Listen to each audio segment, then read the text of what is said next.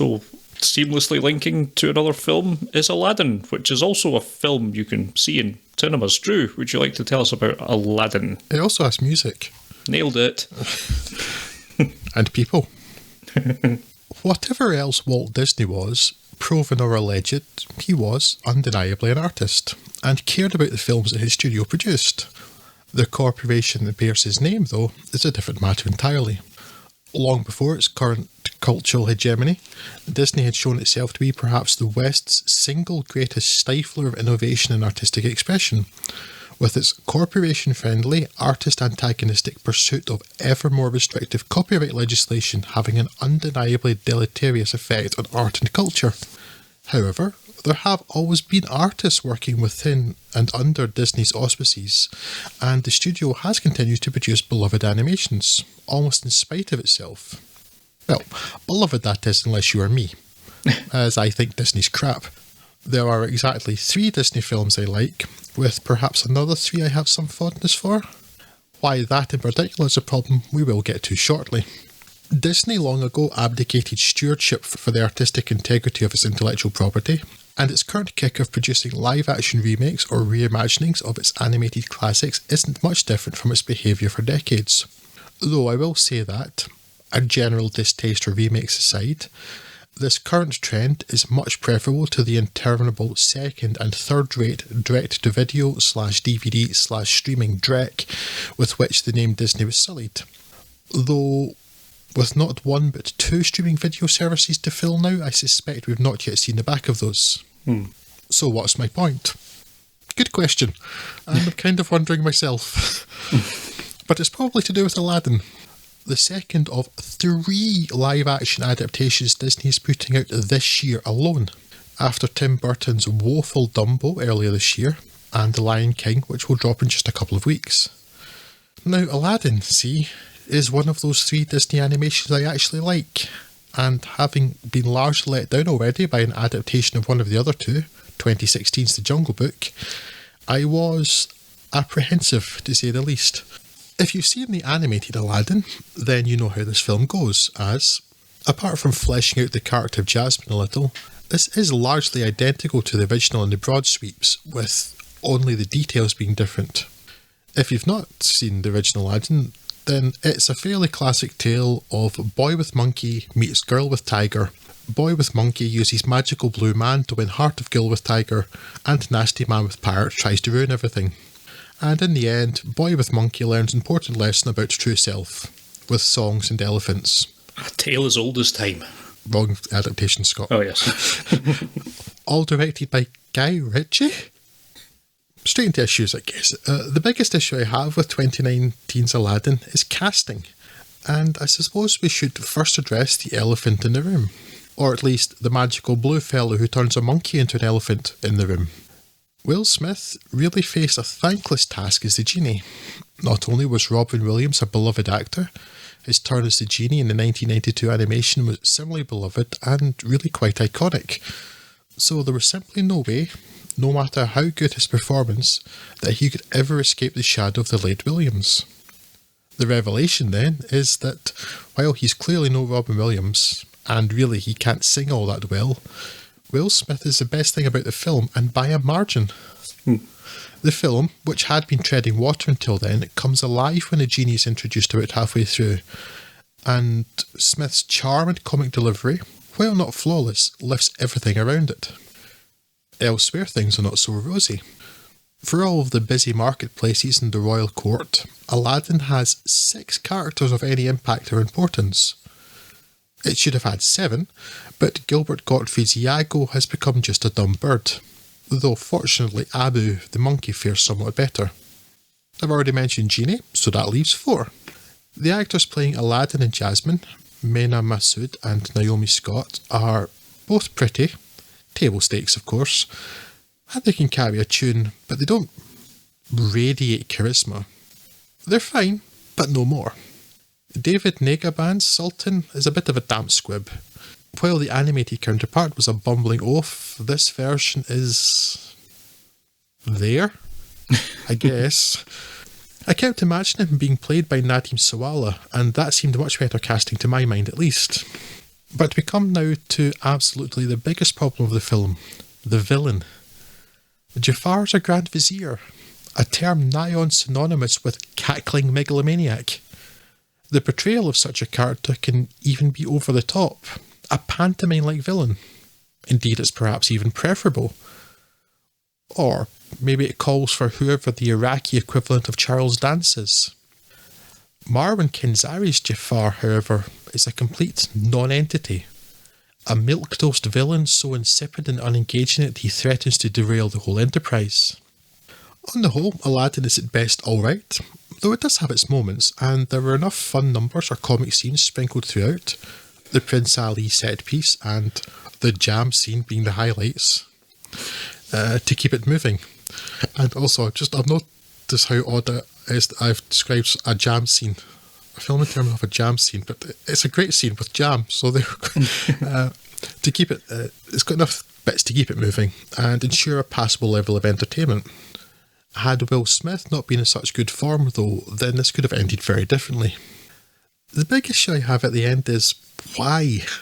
And it's our weary why, a why to which everyone already knows the answer. Money. Well, money and the lack of imagination or willingness to take a risk. The original animated Aladdin wasn't done in cartoon form because the technology didn't exist to successfully make it another way. It was made that way because it's a specific art form, one in which the studio was founded. Also, cartoons, especially cartoons set a millennia ago, don't age. But, wait, that should be millennium. Millennium's a plural. Surely it should be a millennium. Yes. Also, cartoons, especially when set a millennium ago, which may as well have been a millennium ago, it seems so long, don't age. But exist it does, and you can certainly do worse with your time than watch Aladdin 2019, even if doing so potentially encourages this sort of nonsense. Yes, well, as best as I can gather, this is Disney's latest wheeze to extend copyright, so whether you encourage them or not, they'll still keep doing it. I award this fine out of 10. Yeah, that's where I am with it. Yeah, I watched it, it was pleasant. I don't really have a lot of love for Aladdin. It is, of the Disney stuff I've seen, it is probably the best, but I just haven't really given it a lot of thought in the last 30 years or whatever, and it's just not really been a touchstone for me. However, this is perfectly fine. I agree with exactly what you're saying. The villain, the Grand Vizier, is like a total damp squib, and he's 18, 19, something like that.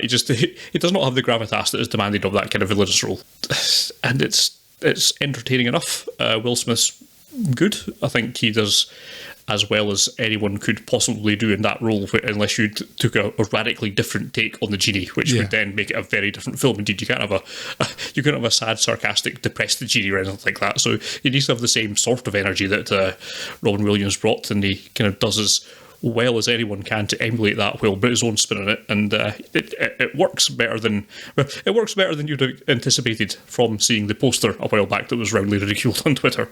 The kind of effects work actually for him in context looks absolutely fine. The whole kind of blue guy thing does not look terrible, and no, he doesn't look like a cartoon dropped into it or anything. Like, somehow they managed to pull that off. Yes, which certainly the posters did not think, may not have given you confidence that would have happened, but they've pulled it off, and yeah, it's fine. It's fine. It's sort of sad that this exists in a way, just because it's clearly something done out of a business case rather than any clear love for the medium or anything in it. But it's okay. I guess they've managed not to screw it up, so they should be applauded for that. If they are going to do this kind of thing, at least they've not made a mess of it. So that's something, I guess. Yes. Though they don't have the best track record, though. I mentioned Dumbo. Have you seen Tim Burton's Dumbo? No. I watched that yesterday, the day before. Lord, why? Well, because I watched Aladdin, and it was better than I expected. And I thought, right, I'm in the mood for watching the original Aladdin, which I did the next day. Yeah, I still really enjoy it. It's one of there's literally 3 Disney films I actually like. Really enjoyed it, and I thought, yep. So clearly far better than the animated version, but sorry, the live action version. Good. Had the side effect of having my every waking moment now soundtracked by Friend Like Me, sung by Rob Williams. So every time I'm not thinking of something, I'd hear it in the back of my head and it will not go away. And then I thought, I'd sort of forgotten about Dumbo. It seemed to come and go quite quickly, and I thought, I'll give it a go.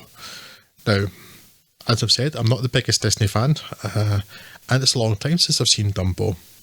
But I'm pretty convinced that Dumbo, the film Dumbo, is about the elephant Dumbo. Yes. I remember that much at least, yes. Not the Tim Burton version, in which the elephant is almost a MacGuffin. It's certainly a secondary or tertiary character. It's all about some really dull humans instead.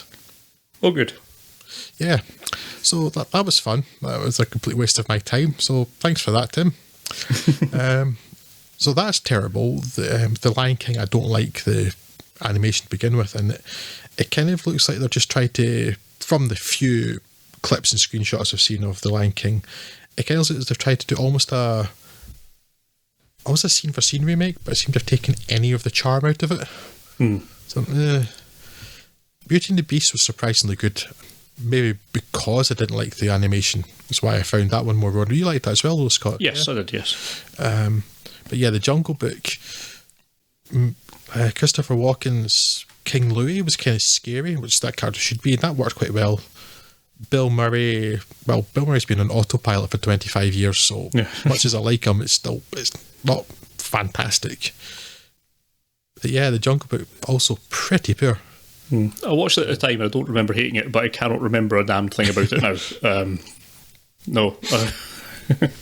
Yes, it's not something that's stuck in the mind the way that even frames of the animation did. It's just less suited for that kind of book in particular than even Aladdin was. So yeah, not Disney's finest hour. Yeah, and seeing animals talking never looks good. No. Yeah, it's imagine they've managed to pull it off a bit better in the last couple of years, various films, than even just a few years before that, but it never looks quite right. It's a cartoon, you don't think about it. Yeah. Yeah, but this film could have been an absolute mess. It is, actually, it's decent enough. I did find it quite entertaining, though it drops precipitously any time Will Smith's not on screen. Right. He is carrying a lot of Aladdin. Yes, he does. But yeah, I mean, it looks nice. It's really colourful. I'd say a couple of set pieces are particularly good. The Prince Ali one in particular. But it's just, again, it comes back to, it's just so pointless. The original existed.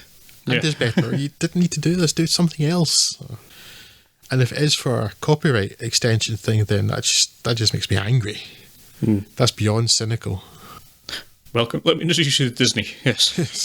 Is that Beyond cynical is very much on brand for them at the minute. So yeah, but I deeply dislike Disney. I think they're genuinely a net negative for culture and artistry.